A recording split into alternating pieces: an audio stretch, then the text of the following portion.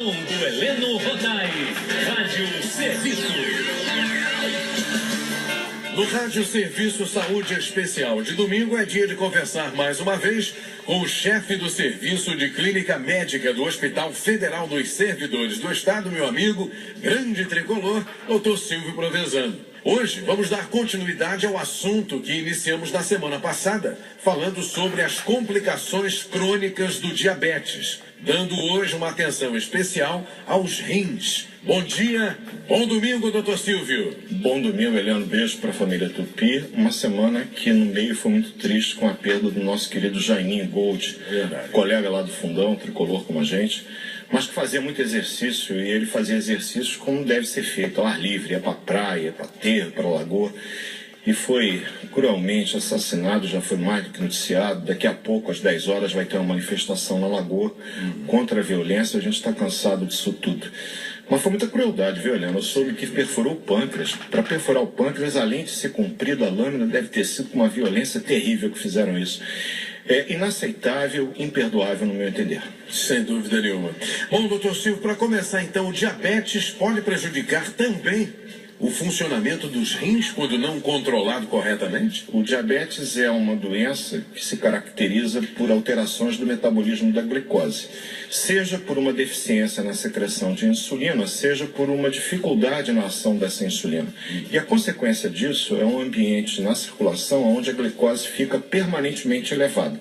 E a taxa da glicose elevada no sangue vai provocando lesão nos vasos sanguíneos. Nos grandes vasos, a chamada macrocirculação, que justifica um risco maior de infarto, de derrame, e também nos pequenos vasos, o que pode levar, por exemplo, como falamos na semana passada, às complicações neurológicas da neuropatia periférica autonômica e dos olhos, a retinopatia diabética em especial, que é a principal causa de cegueira adquirida. E os rins, porque o rim, na verdade, Helena, vamos falar um pouquinho para a família Tupi entender. O rim é uma estrutura que é um grande filtro que nós temos no corpo. Um enovelado de vasos sanguíneos compõe o rim numa estrutura, vou falar um palavrão em mediquês, glomérulo. O glomérulo é um enovelado de vasos que filtra o sangue. Qual é o papel do rim? Evidentemente, quando o sangue passa, aquelas substâncias produto de todo o metabolismo celular que não prestam para mais nada e que, se permanecerem no sangue, podem inclusive ser tóxicas para a gente, como a ureia, como a creatinina, elas são filtradas e eliminadas num líquido que se forma, que é a nossa urina. E, ao mesmo tempo, o rim, que é um órgão inteligentíssimo, ele seleciona as substâncias que, ao serem filtradas, têm que ser conservadas no sangue, porque são importantes. E uma dessas substâncias são as proteínas, em particular a albumina, que tem um valor biológico imenso. Ela é importante, inclusive, para evitar que o sangue contido nos vasos sanguíneos extravase, dando aquela inchação. O indivíduo que perde, por exemplo, muita proteína na urina, que é um sinal de nefropatia diabética, que a gente está falando hoje aqui na Rádio Tupi, esse indivíduo fica inchado. Tanto nos olhos, principalmente pela manhã, como nas pernas. É uma inchação com aquelas pernas de pilão. Isso já é um sinal de que pode estar havendo perda de proteína pela urina, que é um sinal da nefropatia diabética. Doutor Silvio Provenzano, quais são os sinais iniciais do comprometimento renal? Heleno, nenhum. Na realidade, no início da nefropatia diabética, o paciente não sente rigorosamente nada. Tanto que cabe ao médico que acompanha o paciente anualmente pedir um exame na urina chamado microalbumina na urina, microalbuminúria, porque pequenas quantidades de albumina que passam despercebidas ao olho do paciente, que não causam nenhum tipo de alteração ocularmente visível, não dá aquela inchação que eu falei há pouco, já é um sinal de que aquele rim começa a sofrer, e evidentemente que o tratamento precisa ser mais intensificado. Percebeu na sua urina um aspecto diferente, ela mais espumosa? Não deixe de fazer esse comentário com o seu médico. Este pode ser um sinal de que a quantidade de proteína que você está perdendo através do mau funcionamento dos rins na urina já é importante o suficiente para um encaminhamento até para um especialista, um nefrologista. Então, por favor, a urina ficou espumosa? Converse com o seu médico que ele saberá os próximos passos a ser feito. Então, inicialmente, faz-se a microalbumina, que detecta uma pequena quantidade de albumina, e à medida que a doença vai progredindo, se o controle não for intensificado e o paciente melhorar, evidentemente que a gente vai ter uma progressão de perda da função renal, com retenção de substâncias tóxicas e perda de substâncias absolutamente indispensáveis ao bom funcionamento do organismo humano. A urina mais clara ou mais escura pode ser indício também de algum comprometimento renal? Normalmente a nossa urina ela fica mais clara quando a gente bebe uma quantidade maior de água. No caso da nefropatia diabética, com relação à perda de proteína, ela fica espumosa.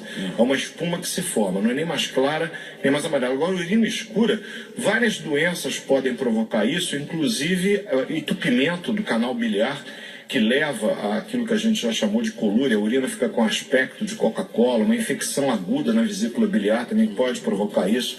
Alguns tumores no abdômen pode provocar isso.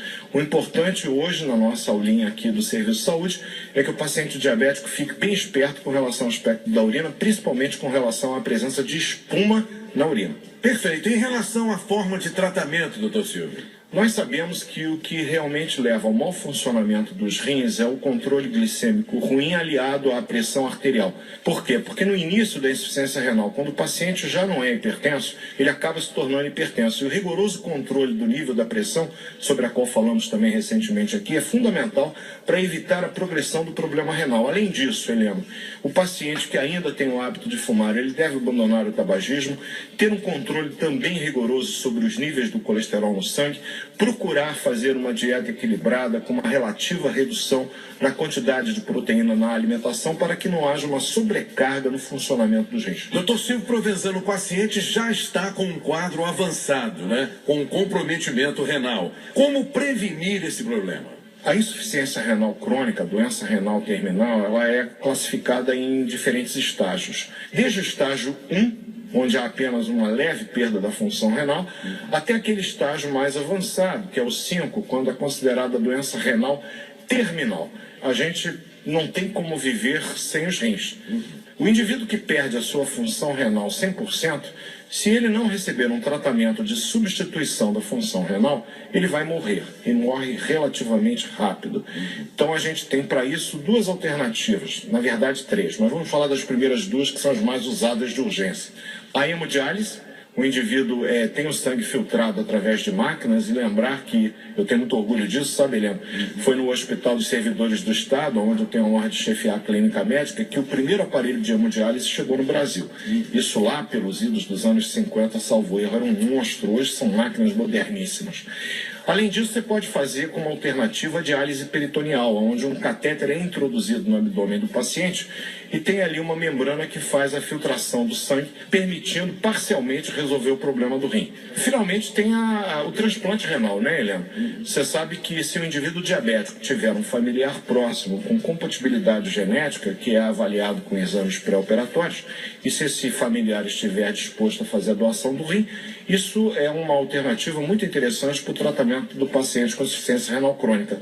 Lembrando à família Tupi que o doente com comprometimento dos rins, ele tem um risco cardiovascular muito aumentado. Portanto, o risco dele vir a sofrer um infarto ou talvez um derrame cerebral, muitas vezes fatal, é muito maior. Se comparado ao transplante de coração, esse transplante renal é mais simples ou mais complicado, doutor Silvio? Todo transplante é um procedimento que, evidentemente, tem os seus riscos e obriga um acompanhamento pós-transplante por toda a vida. Mas o transplante renal, Helena, já é feito há muito tempo. O risco é muito baixo, tanto para quem faz a doação do rim, o doador, como para o receptor, a pessoa com insuficiência renal que recebe esse rim. E olha, a alegria de um paciente que é obrigado a fazer diálise 4 horas por dia, 3 dias por semana, em que fica com uma prostração muito grande depois da diálise, o que é natural, prejudicando atividades, inclusive profissionais, ele recebe um rim novo, que restaura a função normal. A alegria desse indivíduo, no olhar dele, quando a gente encontra esse paciente, é uma das grandes alegrias que um médico pode levar na vida. Perfeito. Doutor Silvio Provenzano, no próximo domingo, vamos continuar conversando das complicações crônicas do diabetes, não é isso? Isso, a gente vai falar um pouco sobre os pés do diabético, tão importante quanto os olhos, quanto os rins, quanto os nossos nervos. É um órgão que é muito afetado pelo diabetes e é ainda, eu já vou antecipar, a principal causa de amputações no mundo inteiro por causas não traumáticas devido a acidentes. Doutor Silvio Provenzano, mais uma vez, bom dia, bom domingo e até semana que vem, amigão. Até semana, Helena. Gente, não a violência. Pelo amor de Deus, vamos fazer um mundo melhor, isso depende de cada um de nós. Beijo, família Tupi. Abraço, querido. Show do Heleno Rodai.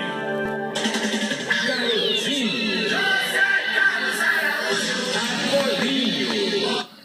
E aí, lindinha, gostou?